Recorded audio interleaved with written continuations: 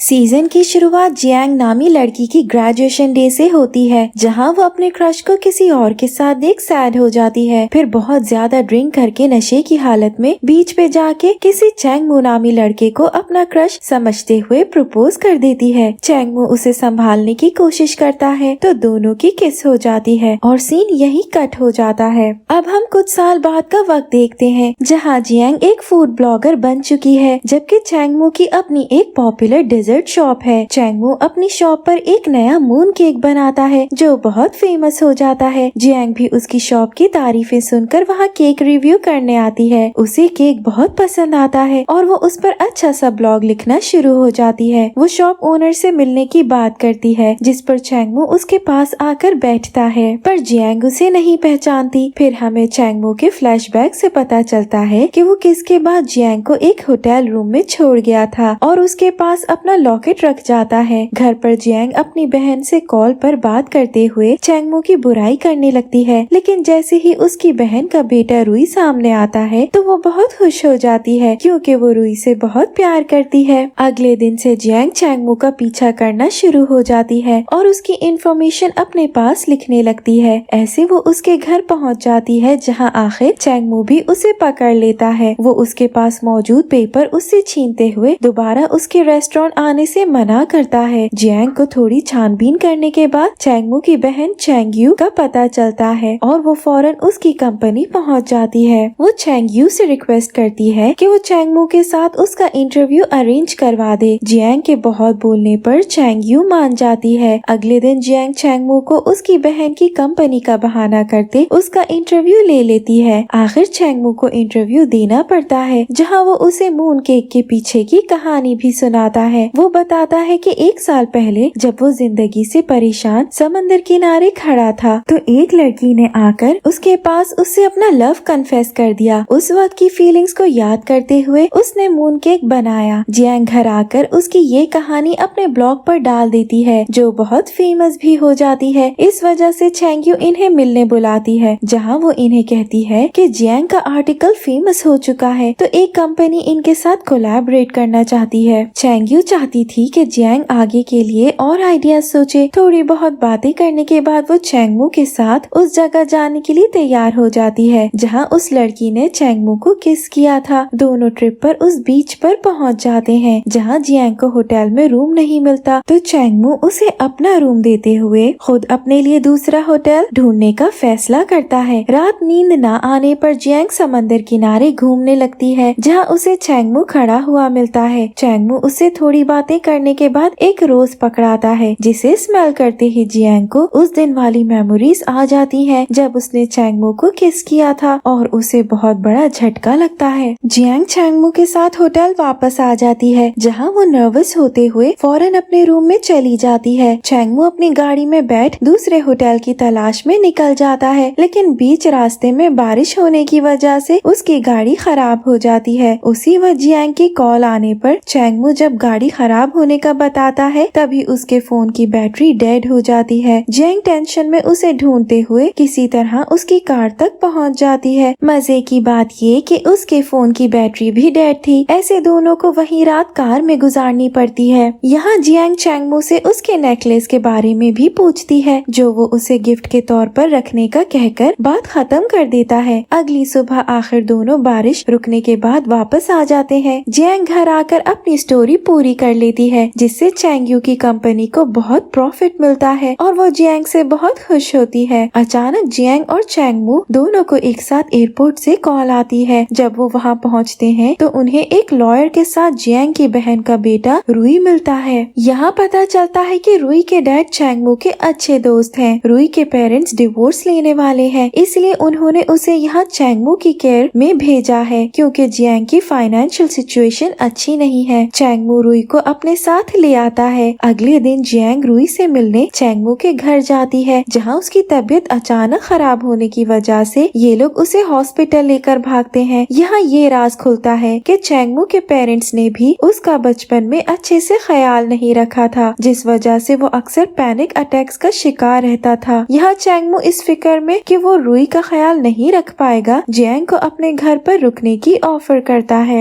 Next day Jiang चैंगमू के घर रहने आ जाती करती है, जहाँ चैंगमू बहुत खुश नजर आता है। चैंगमू को पता चलता है कि जल्द उनकी शॉप के करीब एक न्यू शॉप खुलने वाली है, जिस वजह से वो बहुत मेहनत से एक नया डिजर्ट तैयार करता है। फिर घर आके केक जियांग को दे देता है, जो उसे बहुत खुशी से खाते हुए उसके टेस्ट को अप्रूव कर देती है। जियांग चैंगमू के साथ रुई का पूरे दिन ख्याल रखती है, जिसके बाद वो एक कॉन्ट्रैक्ट बनाकर चैंगमू से साइन करवाती है, जिसमें कुछ हाउस रूल्स लिखे थे और उन्हें अब उसी के मुताबिक रहना था। जियांग चैंगमू और रुई के लिए खाना बनाने की कोशिश करती है, जिसमें उसे बहुत मुश्किल होती है क्योंकि वो खाना बनाना नहीं जानती थी। पीछे चैंगमू रुई के साथ उसका मजाक उड़ाता रहता है और ये लोग एक क्यूट सी फैमिली की तरह दिखते हैं। चैंगमू रेस्टोरेंट आ जाता है, जहाँ वो देखता है कि वो अपनी न्यू रेसिपी वाली नोटबुक घर छोड़ आया है, तो वो जियांग को कॉल करके नोटबुक मंगवाता है। जियांग नोटबुक लेकर चैंगमू की शॉप जाती है, जहाँ उसे उसके वर्कर से पता चलता है कि वो बाहर गया हुआ है, तो वो बुक उस वर्कर को देकर वहाँ से चली जाती है। अगले दिन चैंगमू जब अपनी शॉप खोलता है तो उसे पता चलता है कि उसके सामने खुलने वाली न्यू शॉप ने उनकी रेसिपी चुरा ली है। उसी वक्त वहाँ जियांग भी रुई के साथ आ जाती है और उसका वर्कर सब बात का इल्जाम जियांग पर लगा देता है। चैंगमू सबको लड़ने से मना करते हुए बात का हल निकालने के लिए कहता है। जियांग को लगता है कि वो भी उस पर भरोसा नहीं करता, तो वो गुस्से में बाहर बारिश में निकल जाती है, जहाँ चैंगमू के उसके पीछे आने पर वो उसके घर जाने से भी इनकार कर देती है। जियांग अपने सामान के साथ घर पर वापस आ जाती है। पीछे चैंगमू और रुई उसके जाने से अफसोस में नजर आते हैं। जियांग को बारिश में रहने की वजह से बुखार हो जाता है। चैंगमू रुई के कहने पर उसे कॉल करने की कोशिश करता है, लेकिन वो पिक नहीं करती। तभी चैंगयू भी वहाँ आकर उन्हें बताती है कि जियांग उसकी कॉल्स भी पिक नहीं कर रही। चैंगमू परेशानी में जियांग से मिलने जाता है, जहाँ वो उसे बहुत बीमार मिलती है। वो उसका ख्याल रखने लगता है, लेकिन जियांग ये सब ख्वाब समझकर उसके साथ क्यूट हरकतें करना शुरू हो जाती है। जियांग को आखिर ये एहसास हो जाता है कि वो ख्वाब नहीं देख रही, तो वो बहुत एम्बैरेस हो जाती है। वो फौरन सर पर कंबल ओढ़कर सो जाती है। चैंगमू उसके पूरे घर की सफाई भी करता है, फिर उसके लिए एक नोट छोड़कर चला जाता है, जिसमें उसने उसे दवाई खाने का बोला था। आगे पता चलता है कि न्यू डेजर्ट शॉप का मालिक जियांग का पुराना क्रश है, जो अपनी बहन के साथ कुछ दिनों पहले ही अब्रॉड से शॉप संभालने वापस आया है। जियांग ठीक होने के बाद न्यू शॉप के ओनर से मिलने आती है, ताकि उसे रेसिपी चुराने के बारे में कुछ पता चल सके। यहाँ उसका सामना उसके क्रश जो से होता है और दोनों बैठकर बातें करने लगते हैं। चैंगमू की दोस्त जियांग को न्यू शॉप में देखकर फौरन ये बात चैंगमू को बताते हैं, जो शॉप उन पर छोड़कर भागता हुआ दूसरी शॉप आ जाता है। वो अंदर आकर वही इन लोगों के साथ बैठ जाता है, जहाँ वो बस जो को गुस्से से देखता रहता है। जियांग इनका इंट्रोडक्शन करवाती है, लेकिन दोनों एक दूसरे को कुछ खास पसंद नहीं करते हुए नजर आते हैं। चैंगमू को आइडिया आता है और वो जानबूझकर जो के सामने रुई का नाम लेते हुए जियांग को उसके साथ वापस चलने का कहता है। वो ऐसा शो करता है जैसे कि रुई इनका बेटा हो। जो बस इन्हें देखता रहता है और ये लोग चैंगमू की शॉप में आ जाते हैं। रुई फौरन जियांग को हक करता है, जिसके बाद वो चैंगमू को जियांग की तरफ धक्का देते हुए कुछ बोलने का इशारा करता है, लेकिन चैंगमू कुछ कह नहीं पाता और जियांग नाराजगी में वहाँ से चली जाती है। चैंगमू रात में रुई की पिक्चर भेजते हुए जियांग को अगले दिन शॉप उसके साथ टाइम बिताने के लिए आने का कहता है और जियांग मान जाती है। अगले दिन तीनों साथ बहुत मजे करते हैं और रुई चैंगमू का साथ देते हुए जियांग को वापस आने की रिक्वेस्ट करने लगता है। बेचारी जियांग रुई के सामने पिघल जाती है और वापस आने के लिए मान जाती है। आगे हम देखते हैं कि चैंगमू जानबूझकर मौके ढूंढते हुए जियांग के साथ फ्लर्ट करता रहता है, जिससे जियांग के दिल में भी उसके लिए कुछ फीलिंग्स बनना शुरू हो जाती हैं। रात में सोते हुए चैंगमू को उसके पेरेंट्स के लड़ने वाला ख्वाब आता है और वो डर के उठ जाता है। जियांग उसकी आवाज सुनकर भागी आती है, लेकिन चैंगमू उसे कमरे से बाहर जाने का कह देता है, जिस पर जियांग वहाँ से चली जाती है। अगले दिन जियांग रुई के साथ कहीं बाहर जाने के लिए तैयार होती है और चैंगमू के पूछने पर बताती है कि कैसे वो जो के साथ वक्त बिताने वाली है। ये सुनकर चैंगमू बहुत जेलस हो जाता है, लेकिन जियांग उसके ऊपर ज्यादा ध्यान दिए बगैर खुशी खुशी रुई के साथ चली जाती है। चैंगमू शॉप आ जाता है, जहाँ काम में उसका बिल्कुल दिल नहीं लगता। दूसरी तरफ जियांग जो से उस स्वीट के बारे में पूछती है, जिसका आइडिया चैंगमू के पास भी था। जो बताता है कि कैसे वो हेडक्वार्टर से बात बात कर चुका है, लेकिन उन्होंने भी यही बोला कि ये रेसिपी उन्होंने खरीदी है, तो इसमें वो भी कुछ नहीं कर सकता। जियांग सोच में पड़ जाती है, तभी रुई गिर जाता है और उसे चोट लग जाती है। दोनों फौरन उसे हॉस्पिटल ले आते हैं, जहाँ जियांग चैंगमू को भी कॉल करके बुला लेती है। रुई को बस जरा सी चोट आई होती है, जिस पर डॉक्टर बैंडेज कर देता है। चैंगमू वहाँ आकर फौरन रुई को गोद में उठा लेता है। वो जो को वहाँ देखकर दोबारा जेलस हुए रुई को बाहर अपने कार में लाकर बिठा देता है, जहाँ वो जियांग का इंतजार करने लगता है, जो थोड़ी ही देर बाद उसकी कार में आकर बैठ जाती है।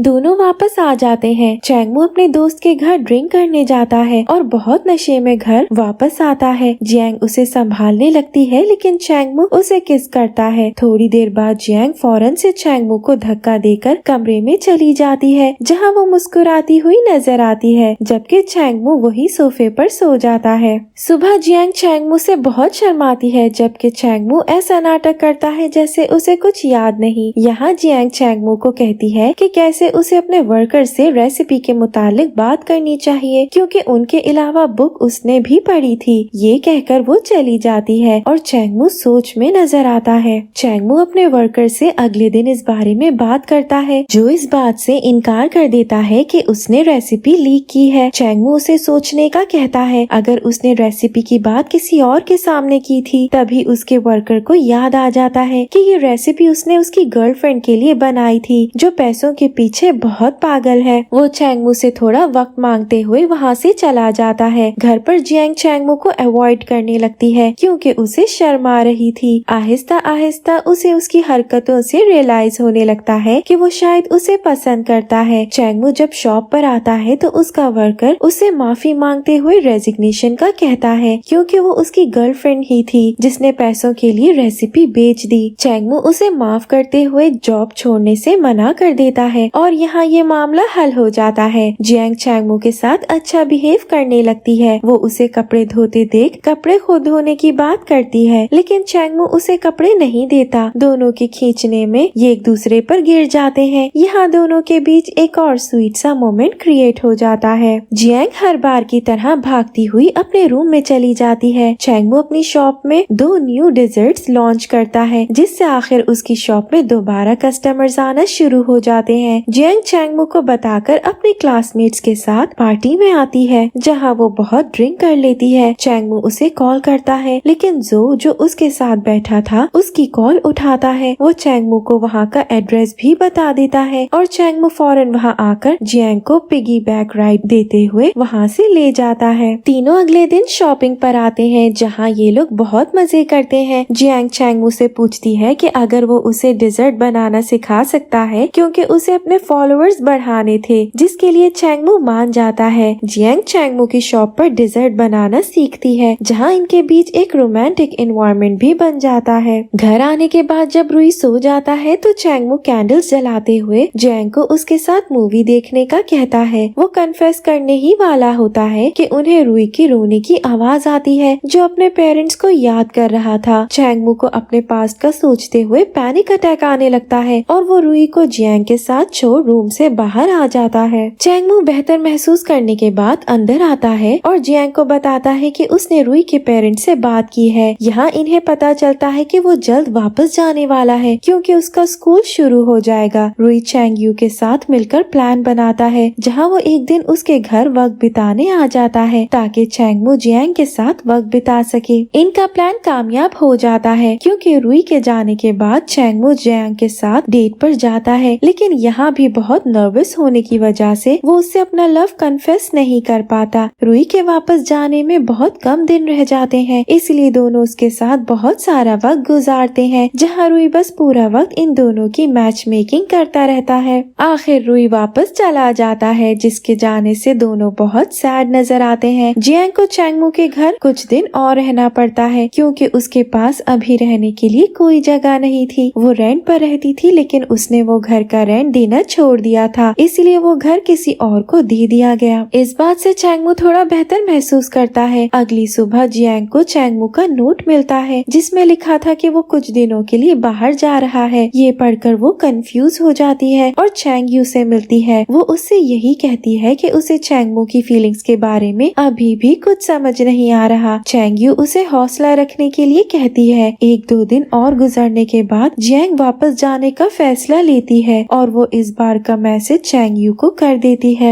मैसेज पढ़ के चैंग यू फौरन उससे मिलने आती है, जहाँ वो उसे ये कहती है कि उसे अब चैंगमू की जिंदगी का एक बड़ा राज जान लेना चाहिए। यहाँ आखिर जियांग को चैंगमू के पास का पता चल जाता है, साथ ही वो उसके पैनिक डिसऑर्डर के बारे में भी जान जाती है। यहाँ उसे समझ आता है कि चैंगमू बस ये सब इसीलिए कर रहा था ताकि वो उस पर बोझ ना बने। जियांग इमोशनल होके सोचने के लिए वक्त मांगती है। दूसरी तरफ हम चैंगमू को अपने टीचर के पास देखते हैं, जिनकी मोटिवेशनल बातें सुनने के बाद वो बहुत कॉन्फिडेंट होकर अपने डॉक्टर के पास आता है और उनसे अपनी दवाई की डोज कम करने का कहता है, क्योंकि वो अपने इमोशंस पर खुद काबू करके नॉर्मल लाइफ जीना चाहता था। इसके बाद वो फौरन जियांग से आकर मिलता है और उससे अपना लव आखिर कन्फेस कर देता है। जियांग उसे जवाब में किस करती है। ऐसे इनकी डेटिंग लाइफ शुरू हो जाती है। चैंग यू अपने भाई के लिए बहुत खुश होती है। दूसरी तरफ चैंगमू और जियांग भी अपनी डेटिंग लाइफ बहुत अच्छे से एंजॉय करते हुए नजर आते हैं। जियांग के पेरेंट्स उससे मिलने दूसरे शहर से आते हैं और जियांग उन्हें चैंगमू के घर ही बुला लेती है। यहाँ वो उन्हें उनके रिलेशनशिप के बारे में बताती है, जिसका सुनकर उसके पेरेंट्स चैंगमू से बात करने लगते हैं और वो उन्हें पसंद आ जाता है। जियांग ने अपने पेरेंट्स से ब्लॉगिंग वाली बात भी छुपाई हुई थी और ये बोला था कि वो एक अकाउंटेंट है। एक दिन चैंगमू के घर जियांग का सामान साफ करते हुए उसके पेरेंट्स को उसकी डायरी मिल जाती है, जिससे उन्हें ब्लॉगिंग का पता चलता है। जियांग के डैड चैंगमू से इस बारे में सवाल करते हैं तो चैंगमू उन्हें सच बताते हुए समझाता है कि कैसे जियांग अपनी जॉब से बहुत प्यार करती है। जियांग के डैड इस बारे में उसकी मॉम को भी बताते हैं और आखिर दोनों उसकी जॉब को एक्सेप्ट कर लेते हैं, जिससे जियांग बहुत खुश नजर आती है। सब एक हैप्पी फैमिली की तरह डिनर करते हैं, जिसके बाद जियांग के पेरेंट्स वापस जाने का फैसला कर लेते हैं। चैंगमू जियांग के सपोर्ट से बहुत खुश नजर आता है और ये लोग साथ इंटीमेट भी हो जाते हैं। रात में सोने से पहले जियांग रूम की लाइट्स बंद कर देती है, जिससे चैंगमू को पैनिक अटैक आने लगता है, लेकिन वो उसे कंफर्ट करती है तो चैंगमू पहली बार बिना लाइट्स के सुकून से सो पाता है। सीजन एंड की तरफ बढ़ने लगता है, जहाँ चैंगमू जियांग के साथ वहीं आता है जहाँ उसने उसे पहली बार किस किया था। यहाँ वो उसे शादी के लिए प्रपोज कर देता है और जियांग के हाँ बोलने के बाद दोनों स्वीट से किस शेयर करते हैं। आगे 1 साल बाद का वक्त देखते हैं, जहाँ जियांग और चैंगमू खुशी खुशी अपने दोस्तों के साथ खड़े थे। तभी वहाँ रुई लॉयर के साथ आकर कहता है कि उसके पेरेंट्स ने दोबारा लड़ाई कर ली है और वो उनके साथ रहने आया है। जियांग खुशी से उसे गोद में उठा लेती है और ऐसे इन सब के हंसते चेहरों के साथ ये कहानी यहीं हैप्पीली एंड हो जाती है। Thank you for watching.